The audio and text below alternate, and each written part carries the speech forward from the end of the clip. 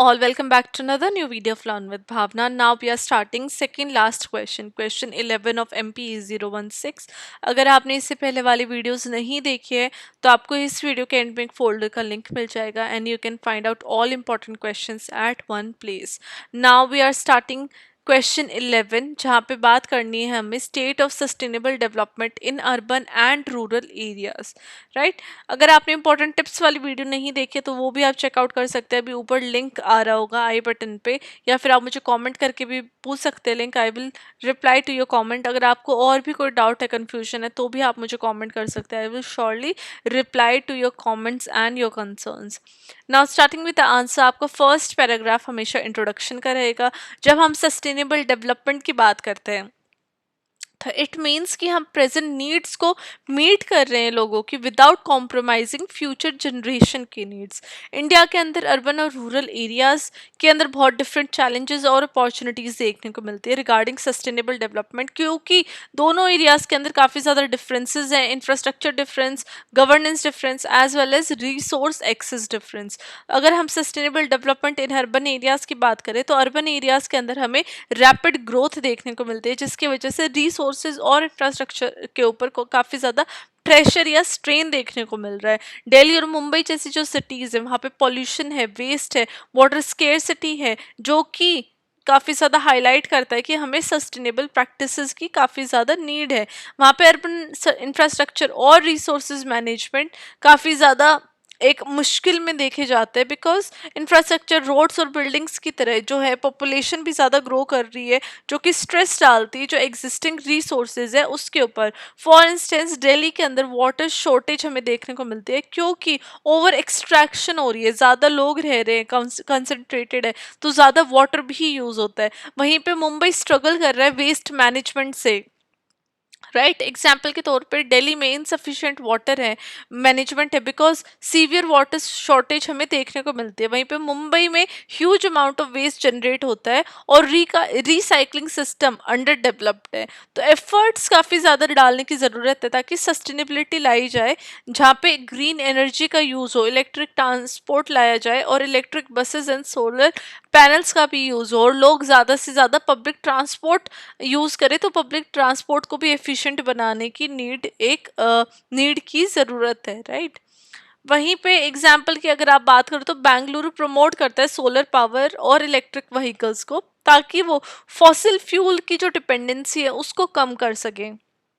Then second, environmental pollution भी हमें बहुत ज़्यादा देखने को मिलता है अर्बन एरियाज़ के अंदर, जो कि पब्लिक हेल्थ को सीवियरली इम्पेक्ट कर रहा है. एयर क्वालिटी दिल्ली जैसी सिटी में काफ़ी ज़्यादा हेजार्डस लेवल तक पहुंच चुकी है, जो कि रेस्पिरेटरी प्रॉब्लम्स लोगों के अंदर देखने को मिलती है. एग्जाम्पल, दिल्ली की जो एयर क्वालिटी है वो इतनी डेंजरस है बिकॉज जो व्हीकल्स है वो बहुत ज़्यादा एमिशन करते हैं, क्रॉप बर्निंग होती है, इंडस्ट्रीज़ हैं, फैक्ट्रीज़ हैं, उनसे भी बहुत ज़्यादा एयर पॉल्यूशन देखने को मिलता है. तो गवर्नमेंट ट्राई तो कर रही है कि वो एयर पोल्यूशन को कम करे नेशनल क्लीन एयर प्रोग्राम के तहत, और भी ज़्यादा पॉलिसीज़ और स्ट्रिक्ट एक्शन भी लिए जाते हैं व्हीकल्स के द्वारा.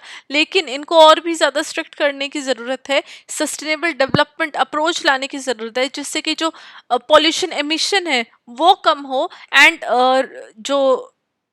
जो पॉल्यूशन है इन जनरल वो भी एक तरीके से कम होता जाएगा, एयर क्वालिटी इंडेक्स बेटर हो जाएगा ना. सस्टेनेबल डेवलपमेंट की अगर रूरल एरियाज़ के अंदर बात करें तो रूरल एरियाज़ में हमें डिफरेंट चैलेंजेस देखने को मिलते हैं, जो कि प्राइमली एग्रीकल्चर से रिलेटेड होते हैं, पॉवर्टी एंड बेसिक इंफ्रास्ट्रक्चर से रिलेटेड होते हैं. रूरल इंडिया जो डिपेंड कर रहे हैं नेचुरल रिसोर्सेज के ऊपर, लेकिन वो स्ट्रगल भी करता है पॉवर्टी एंड पुअर सर्विसेज की वजह से भी, जहाँ पे हमें एग्रीकल्चर सस्टेनेबिलिटी लाने की ज़रूरत है. एग्रीकल्चर बैकबोन है रूरल इंडिया का, और अनसस्टेनेबल फार्मिंग प्रैक्टिसेस की वजह से ओवर रिलायंस देखने को मिल रहा है केमिकल्स के ऊपर, जो कि इन्वायरमेंट को डिग्रेड कर रहा है, सॉइल को डिग्रेड कर रहा है, वाटर इंटेंसिव क्रॉप्स और पुअर सॉइल हेल्थ होती जा रही है, जो कि ऑनगोइंग इशू है with in rural areas. Example, Punjab के अंदर बहुत ज़्यादा केमिकल यूज़ करने की वजह से सॉइल डिग्रेडेशन हुआ है और वाटर डिप्लीशन भी काफ़ी हाई लेवल पे देखने को मिल रहा है. प्रोग्राम्स इस तरीके तरीके से लाने चाहिए जो कि प्रमोट करे ऑर्गेनिक फार्मिंग को, रेन वाटर हार्वेस्टिंग को, as well as agro forestry, ताकि इम्प्रूव हो सस्टेनेबिलिटी और जो हमारा एग्रीकल्चर एक्टिविटीज़ है वो भी एक बेटर तरीके से हो, एक लार्जर पॉपुलेशन को वो केटर करे without harming the environment, without harming the soil and depletion of water. अब एग्जाम्पल यहाँ पे उत्तराखंड के अंदर ऑर्गेनिक फार्मिंग देखने को मिलती है, रेन वाटर हार्वेस्टिंग देखने को मिलती है, जो कि सॉइल हेल्थ को भी रिस्टोर करती है और ग्राउंड वाटर लेवल को भी मेंटेन करने में हेल्प करती है। रूरल इंफ्रास्ट्रक्चर और बेसिक नीड्स की अगर हम बात करते हैं, रूरल एरियाज़ के अंदर हमें हेल्थ केयर, एजुकेशन और सैनिटेशन की एक्सेस कहीं ना कहीं कम मिलती है, जो कि उसकी डेवलपमेंट में एक बाधा की तरह दिखती है। जो पुअर इंफ्रास्ट्रक्चर है वो रूरल कम्युनिटीज़ की जो अपॉर्चुनिटीज़ है, एबिलिटीज़ है लिविंग स्टैंडर्ड को इम्प्रूव करने के लिए, उसको कहीं ना कहीं लिमिट कर देती है। अब एग्जाम्पल, काफ़ी सारे रूरल एरियाज़ के अंदर, यूपी के अंदर सैनिटेशन फैसिलिटीज़ नहीं है, जो कि हेल्थ रिस्क उससे बहुत ज़्यादा बढ़ रहे हैं। मध्य प्रदेश के अंदर अनरिलायबल इलेक्ट्रिसिटी है, जो कि लिमिट कर देती है adoption of the energy efficient technologies. अब गवर्नमेंट ने काफ़ी सारे प्रोग्राम भी लाए हैं, जैसे PMAY, स्वच्छ भारत एंड DDU-GJY, जो कि इसके इंफ्रास्ट्रक्चर को इम्प्रूव करने के लिए हेल्प कर रहे हैं with in the rural areas. अब बायोडाइवर्सिटी एंड एनवायरमेंटल कंजर्वेशन, अगर हम रूरल इंडिया की बात करें तो रूरल इंडिया अपने आप में बहुत ज़्यादा बायोडाइवर्सिटी रिच है, लेकिन रूरल इंडिया के अंदर भी डिफॉरेस्टेशन और रिसोर्स एक्सप्लॉयटेशन देखने को मिल रहा है। कंजर्वेशन के जो एफर्ट है वो बहुत ज़्यादा ज़रूरी है, ताकि एक बैलेंस बन सके इकोनॉमिक ग्रोथ और इन्वायरमेंटल प्रिजर्वेशन में।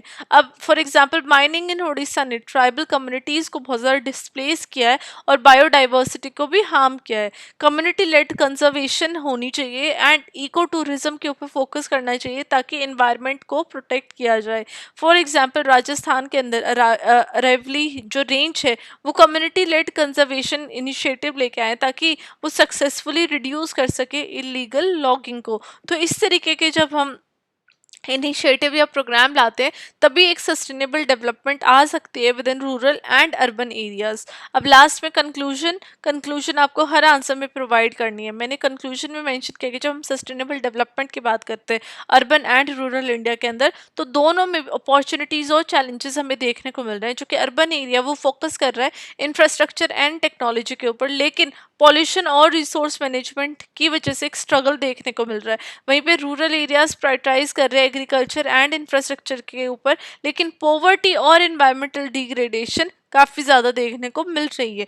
इसलिए सस्टेनेबिलिटी को अचीव करने के लिए इंटीग्रेटेड पॉलिसीज़ लानी पड़ेंगी, ताकि इकोनॉमिक, सोशल और एनवायरमेंटल नीड्स को एड्रेस किया जाए और लोकल पार्टिसिपेशन भी देखा जाए अलॉन्ग विद गवर्नमेंट इनिशिएटिव। तो दोनों तरीके से लोकल एंड गवर्नमेंट ही जो सस्टेनेबल प्रैक्टिसेस है वो ला सकेंगी, और उनकी जो फुलफिलमेंट है, अचीव अगर हम उसको कर सकते हैं, तो through the efforts of both local and government, उस तरीके से जो सस्टेनेबल प्रैक्टिसेस हैं और सस्टेनेबल डेवलपमेंट है वो पॉसिबल हो सकेगी with in urban and rural India. तो ये हमारा आंसर था सस्टेनेबल डेवलपमेंट के ऊपर with in urban and rural India.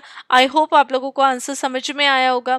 अगर आंसर समझ में आया और ऐसा ही अच्छा कंटेंट आप चाहते हैं, तो आप मेरे चैनल को सब्सक्राइब कर सकते हैं, वीडियो को लाइक कर सकते हैं, कमेंट कर सकते हैं, अपने फ्रेंड्स के साथ भी शेयर कर सकते हैं। Now I will see you with question 12, last question of MPA 016. Till then, study well, study hard, and all the very best for your exam.